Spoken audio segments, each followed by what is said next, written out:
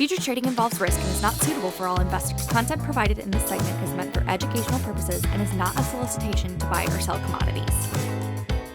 Hello and welcome to another edition of the Grain Feed, brought to you by EverAg as your weekly news feed. For all things grain and all things feed, each week we bring you updates on the markets with unique perspectives from an amazing team of analysts with the intention of helping dairy and livestock producers. Manage at Risk, I'm your host, Jim Matthews, reporting from Chicago on what has finally become a warmer week. We saw some 80s yesterday. Things are starting to get exciting. Maybe real summer. One step at a time. Joining me today from Wichita, Kansas, Director of Feed Foundations, Mr. Jake Kingsley. And from Atkins, Iowa, Senior Grain Marketing Advisor, Ms. Kristen Steen. Kristen, how are you today? You know, if I'm being honest, Jimbo, I have been a lot better. This corn market's killing me. Yeah, well, I mean, hey, this is the Grain Feed. You're in the trust tree. You can say whatever. There's no filters here. So we're going to keep the filter. Slight filters. Jake, how are things in Kansas? They're fine. Thanks for asking, Jim. Well, that is quite the filter. Jake, you've been getting rain in Kansas. Too much rain? Just enough? Where are we at the moment as we record on rain in Kansas? Well, I think if you're a wheat farmer, you probably could use a little bit of a break. I was driving around yesterday, picking up the kids from daycare, and you're starting to see some pretty tall grass in there with the wheat. You know, the quality of it still looks okay from the road, but certainly I think they'd like to get that out sooner rather than later. If you're a corn farmer, I think you're liking it a lot. This stuff is very rich green. It's probably shoulder high in a lot of spots, and it is dead even across the top, across a lot of the fields out here, which I would say is probably pretty unusual. We usually have a pretty good wave on it. So things look great down in this area. And I think a lot of the plains and parts of the western grain belt further to the south here are looking similarly. Good thing for us. Good thing for the locals and for those that pull corn from this part of the world headed west. Okay, there you go. And then Kristen, back up to you in Atkins, Iowa, a little backyard glance. How are things looking in your part of the world? Yeah. So while I listen to Jake, while I'm happy for him, of course, always, I would say that we're probably still trying to decipher whether we're in that ugly stage that corn typically goes through as it's coming out of the ground, or if that's the picture that we have going forward. More than likely, if we can see a couple rains come through, it's going to snap out and look beautiful. I've had a few guys complain about stands, but by and large, the crop can be had here. We're just getting by with rain just enough like we have the past few years, but we've learned that if we do get those timely rains, we can pull out a crop. It's a big if that goes along with that. Gotcha. Okay. All right. So we're at somewhat of a turning point here, maybe especially in the western part of the I-states. I actually drove right by Burl, no doubt, Prather's house in Atlanta, Illinois over the weekend, down in Clinton Lake, Illinois, snagging some catfish. And I'd say everything looked pretty darn good in that part of the world as well. So you can definitely see that areas that have gotten plenty of rain. Then, of course, I'm sure as we ask our folks that push even further east, then they start teetering on maybe Jake's conversation of we start getting into Ohio. Maybe that's where you have the too much rain conversation. So it's never perfect. We always deal with our Goldilocks type markets here, especially after most of this thing is in the ground, let's say. Not everywhere, I know, but for the bulk of the Midwest, this is about done, pushing into mid-June.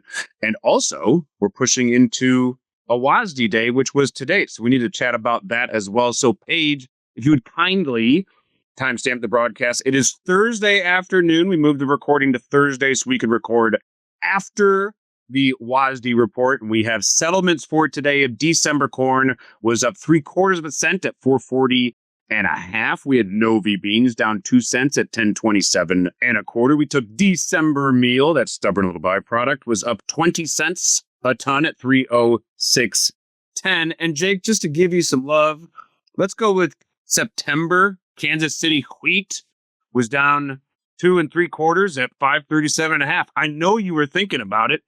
What's my Kansas City wheat market doing? So I just had to throw it out there when we're running through the board pricing today. Jake, is that okay? I appreciate it a lot. Yeah, thank you. Okay, good. Well, we're here for you, buddy, and we got to keep your filter on. So I know this is one way of doing that. Speaking of filters, we get our monthly supply and demand data through the USDA. And all eyes have been kind of looking maybe towards the end of this month. We get to that acreage report and then the on and off farm stocks report. Both come out on June 30th. But as we've been telling folks, hey, first, let's get through the monthly WASDE and see what happens. And you could argue maybe today, not a whole lot happened. But Kristen, what was your take on the WASDE report today? I guess I started off, and I don't want to seem like the negative Nelly. So here's my positive spin on it. Okay, Jimbo? Yeah. We did not go underneath support. And we actually had green on the screen for corn, which as a seller of corn, I'm super excited about. Maybe not some of our listeners here today. But I mean, when you look at the stocks report that came out, we decreased stocks worldwide on corn by 2 million metric tons, right? Well, shouldn't we see at least like up 20 cents or something like that? I don't know. Maybe asking too much. Maybe not. Maybe my bear over here called Jimbo is selling the pants off of this market. But at the end of the day, when you look at it, I think everybody's now they're like, yeah, let's get through it. There's plenty of good weather forecasts in near sight. And so it was almost a moot point. There was an element there. So yeah, Kristen, you're representing the row crop farmers selling grain. Yes. And we've been talking about this week to week. So our grain and feed teams get together every Monday afternoon. It's almost a borderline therapy session, if you will, more than even a market analyst session. For myself, it is at least. Yeah. Well, it depends what happens in the markets. Yes. As someone who's been on the, let's say, bearish side of this thing, I have been hoping for more of a push down through what have been the lows lately. So we've been notably bouncing off of, let's say, right around 435 a bushel on December corn. It's kind of been a steady floor or support level over the last couple months. I think there's an element here whereas the longer we continue to hold that level and not break through, it just makes it more of a almost psychological floor of well, every time we approach it, then managed money decides to take profits, they short cover, whatever that is. And I think maybe today, if one was hoping for a bit of action on the screens, you would say, hey, if the USDA gives us something a little bit tighter of a balance sheet, especially in the US, maybe it's not just this 435 level. Maybe there is reason to maybe take some risk off the table if you're managed money, bring this thing back up into the 450 range. We raised exports for old crop, which then lowered carry in for new crop and then lowering carry out for new crop. So did we lower this thing by 50 million bushels? Yes. Is that a substantial decrease or enough to get things going? Kristen, as you said, no. But I also agree with you, Kristen. I thought the global end stocks pullback was of note, right? We're ranging from 2 to 3 million metric tons of reduction. And I thought you'd be getting a little more love on the screen as well. And not the case. Yeah. So I'm just trying to figure out, is it the natural buyer that's freaking out right now because we're not seeing the lower prices like you were hoping for? Or is it the natural seller that's going, when is this rally going to happen? Because to your point, when you look at like where we ended up on our ending stocks compared to even the low side of the range of what the trade thought was going to happen, we were below that. And so that's where I thought the surprise was going to come. And it was just kind of a snoozer. Yeah. And I think we're starting to hit a point too, where if we look back at the seasonality of the corn market and specifically for December futures, we're kind of at a tipping point where more often than not, even before this acreage report, as long as weather appears to be okay as we're moving into pollination, the market often starts to see this thing kind of roll over and fall off a cliff, if you will. I think what's been very interesting about this year is that February may have been the cliff, which is not always the case. Usually that's right around planting. Perhaps when we get some planting premium built into the market, we start running through our supplies here at home in that final stretch. And, often maybe the South Americans are having some problems. But no, this year was February. A lot of that may be related to some inflationary plays, some trade, war hedging, the way the USDA kind of, let's say, gave us numbers within our balance sheets that tightened things a bit aggressively back in December and January. So a lot of things happening there. And then February thus far has been the peak. And then every little wave since then has been just a bit lower than the one before. So perhaps, Kristen, that next one, what is the upside potential you might be looking for December corn as we move into that acreage report? Yeah, fair enough question. I mean, when you look at where we found support, the next spot for resistance is going to be right around that 455. If we can break through that, that's been that downward trend line that we've been in, and it's got a couple different other resistance points there as well. If we can break through that, then I really think we have a shot at 475, which, as you noted, February was that high so far, right? And that is when the spring average for crop insurance is established. And fun fact that we got from our good buddy John Barr, our crop insurance guy, in the last 25 years, there has not been 1 year that we have not come back to test that spring crop insurance number. So that's the hope that I'm holding on to. And we're technically set up to at least go visit that number. So okay. Paige has it recorded here. It's got to happen, right? Well, there's a lot of stuff that gets recorded here that doesn't necessarily... Hopefully doesn't happen. Yeah. I'm just saying there's a chance. Yeah, I am saying there's a chance. They're saying there's a chance. And I think also, Chris, regardless of which side of this market you are on, I think we all have to be cognizant of it's only June 12th. So even though at this moment forecasts look very good in most parts of the Midwest, and even though we are at this moment working with that 95-ish million acres of corn, at this moment we did not tighten up the balance sheet all that much for the United States. There's still a lot of time. We are not at that full-fledged pollination stage for the bulk of the I states by any means right now. So there's an element here where there is time for issues. So if you are buying, we need to be prudent and make sure that we either have some hedges put in place or stepping into some physical purchases. If you are a row crop producer, you may have some opportunities yet in terms of what this summer may provide. And then, Jake, let's use that then to step into your side of this thing based on what you have been seeing in the really what has been a lack of range or major activity at the board. Are there any major opportunities out there for a dairy farmer on the cash side of things? I don't know that there are any new opportunities necessarily, but a second or maybe third look at some opportunities we've had now over the last couple of months for feed buyers. Continuing to pop down towards this low end of the corn range is a nice spot to step in and get a healthy hedge on for your new crop exposure. We've been talking for a long time about this big acreage number potentially pushing basis down, and can we get a push lower on futures towards $4? I don't think we have to give up on that stuff yet. Again, it is early in the season. We haven't broken through those support areas in quite a while, but we put together the crop that we're talking about. We have a good shot at those. So we've been managing risk early, remain flexible to the downside so that if this crop does come together the way that we think it could, then we can take advantage of that. A lot of different parts of the Midwest and even some of the rail destination markets kind of closer to it have seen their basis numbers come down and get pretty close to the low numbers that we traded last year. The folks further west on the rail lines and into the southeast are a little bit further out on their basis numbers, but still there's a good chance to make a run lower on that. So a bit of patience still there. I think maybe a slight change in the tone in the protein market.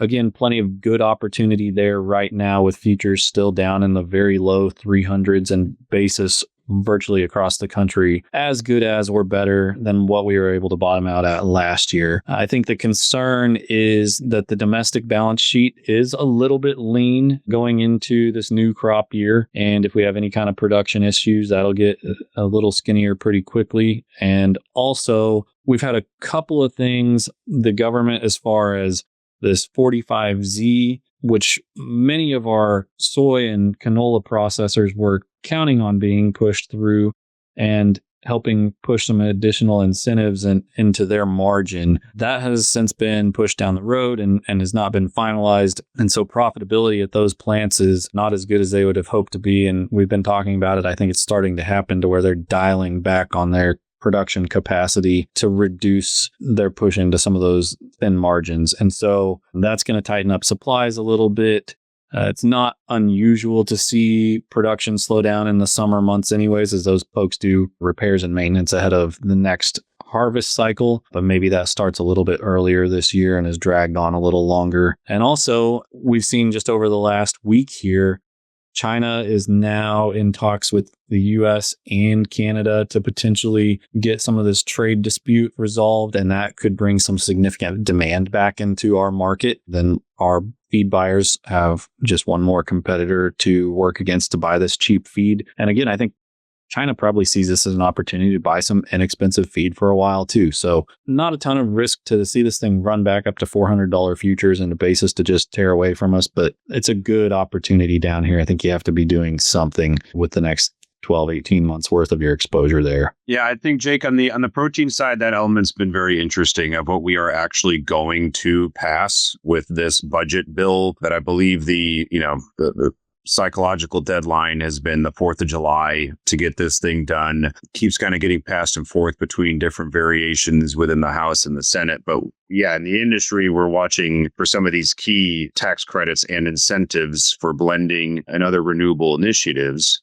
So there's been a lot of chatter, I think, and within the interior of how folks are handling that and maybe what margins look like, as you alluded to. Kristen, from the soybean side of things, what Jake had suggested here is you start to see a scenario where we potentially tighten up supply a little bit on the meal side, just because you slow down the processors. And then also, if the Canadians and the Chinese work something out from a canola standpoint. But from your side of things on soybeans, is there concern here for demand for beans slows down, from the crusher or the processor, or for the most part, things are kind of tight enough as it is anyway with the balance sheet and with acreage that this is not really priority number one at this point? Great question. And things are tight enough on the ending stocks number, but there's two ways to grow and kill a balance sheet, right? And so if we really start cutting in specifically on the crushing side, right? If we start lightening that up, which seasonality of this time of the year isn't abnormal for them to do and go into maintenance and that type of thing. But if we're talking long term and the fact that we've been hitting record crush numbers, if that starts going away and we have issues on the trade side, on the bean as a whole, that's where I really start to get concerned on beans, mainly because the tightness in stocks is a domestic issue, not a global issue. Right? We are sitting on a mountain of beans globally. Thankfully, we've been able to use a bunch of beans domestically to keep up with that. The light at the end of the tunnel, or the thing that could counteract that, is as we look right now, we've got 83.5 million acres potentially planted on beans and a 52.5 national average for yield. So, which would be a record-setting yield, right? And we'll just have to watch that bean crop. The month of August is when a majority of those beans are made. If we have hot and dry conditions during them, that it shrinks it up, it could offset that reduction in demand as well. So where we're right back to the middle of it all. Okay. Yeah, it's going to be a super interesting stretch as always, never dull in the grain and feed markets. But I think, Jake, maybe back to your side of it too, of that protein ownership, we're kind of at a stage where it is hey, all this being taken into consideration, and the fact that we do just kind of keep hugging that $300 per ton or $305, not a bad opportunity to step in and grab some ownership. It's a much different market than what the three of us have discussed on corn, where you could easily talk about a downside potential of $4 or $3.85 like we hit last summer. But to some of your points, Kristen, there's also a lot of room to the upside here at $4.40. So we're in a much different state for corn as we are in the protein market. But either way, you have opportunities to manage risk. Strongly encourage you to do it. And please contact the folks that you see here to do so. And that being said, Kristen, thank you very much for returning to the show. We appreciate it. It's been a little while. I'm grateful for the invite. Well, we're glad to have you back. Jake, always good to have you on the show. Thanks for being here. Thanks. We'd also like to thank the EVRAG Insights crew for their support. Thank you to Paige for production magic, and thank you to the viewers for watching the Grain Feed. Contact information is on the screen. We greatly appreciate your feedback. That's all for today. We'll see you next time on the Grain Feed.